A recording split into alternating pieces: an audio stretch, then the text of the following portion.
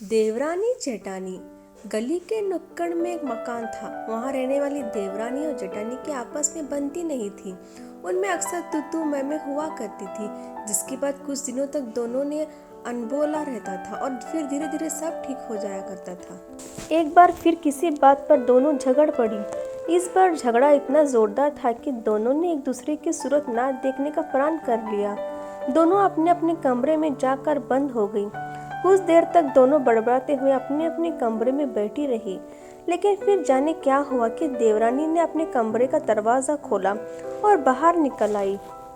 धीरे धीरे कदम बढ़ाते हुए वो जेठानी के कमरे के सामने पहुंची और दरवाजा खटखटाने लगी। जेठानी अब भी गुस्से में थी। उसने दरवाजा खोले बिना ही पूछा, आप कौन है? देवरानी बोली, दीदी मैं हूँ, दरवाजा खोलो। जेठानी भड़की, अब क्यों आई हो मेरे पास?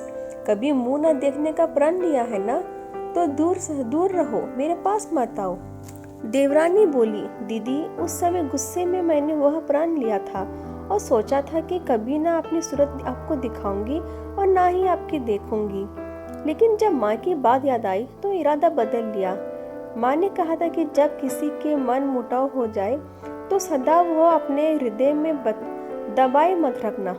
उस वक्त की बुराई को नहीं बल्कि अच्छाई को याद करना है।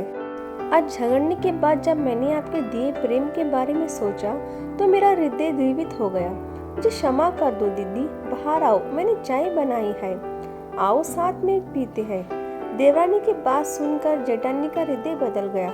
उसने तुरंत दरवाजा खोला और देवरानी के गले लग गई। उसके बाद दोनों बहनें की तरह एक साथ ऐसे चाय पीने लगे मानो कुछ देर पहले कुछ हुआ ही ना हो। जीवन में कभी भी क्रोधवश बात बिगाड़ने लगे तो प्रेम को अपने साथी बना लो। दो प्रेम पूर्ण बोल क्रोध पिघल देता है। इसलिए अपने हृदय उदार रखें और मन मुटाव की स्थिति की प्रेम से सुलझाने का प्रयास करें। Please subscribe to channel.